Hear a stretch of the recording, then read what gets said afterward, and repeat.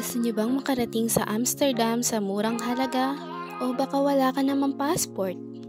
Matatagpuan dito sa Cebu ang isa sa maganda at sikat na garden na nagtataglay ng iba't ibang bulaklak at Instagrammable spots. Ito ang Little Amsterdam o ang Sirao Garden. Fuck! Okay, we arrive at our destination, besh. Ayan guys, andito na kami sa Sirao Garden. Ilang ganda. Dito sa Sirao Garden, merong entrance fee na 100 pesos. Meron din siyang environmental fee na 20 pesos. And then, kung meron kayong dalang sasakyan, meron siyang parking fee. Ano ba yan? Ang daming fee.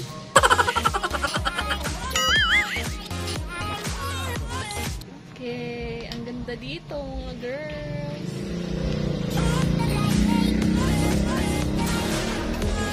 Magbibideo muna ako.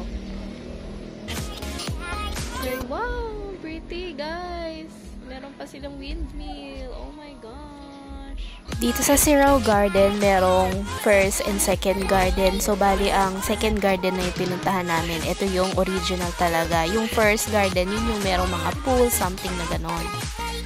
Dito kami sa second garden nagpunta kasi mas maraming magagandang mga view at Instagrammable place na pwede kang puntahan dito kaysa dun sa first garden.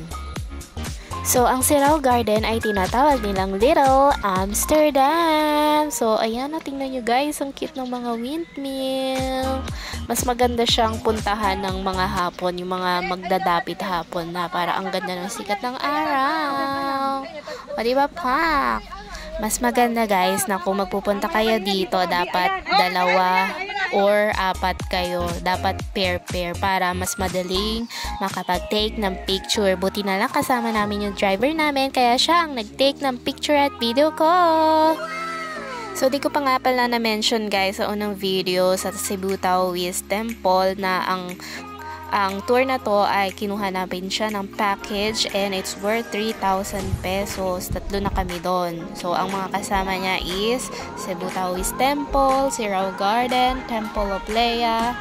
Kasama rin pala ang 10,000 Roses and yung Il Corso, doon kami nag-dinner. So, ayan. Bali, kung pupunta kayo ng 10,000 Roses, meron nga pala silang coffee na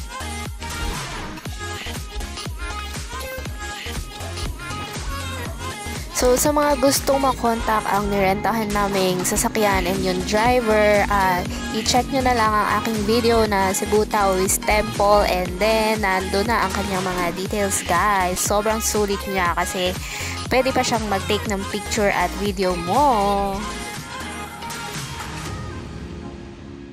Sa dami ng magagandang spots at mga magagandang bulaklak dito, pwede kang magpaka-Disney Princess mga girls. O, diba? Hanapin nyo ng Prince Charming nyo. Sama nyo na dito.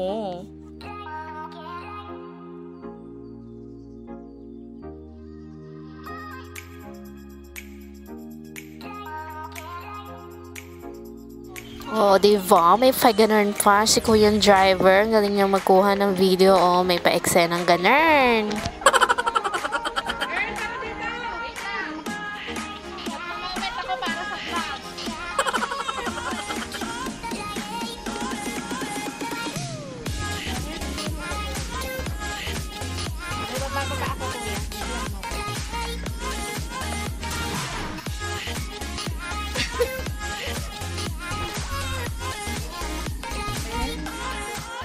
Oh, tingnan nyo guys. Oh, diba? Pang Miss Universe ang rampa pero paakyat.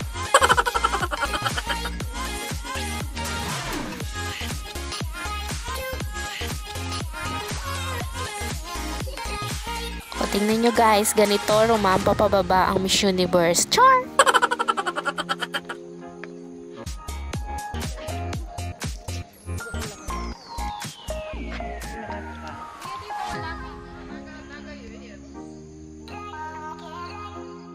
O, diba guys, hinahagod talaga yung mga bulaklak para lang may makuha magandang video. Wow! Magkakayak sana ako kaso ang tubig nasa loob sa halip na nasa labas.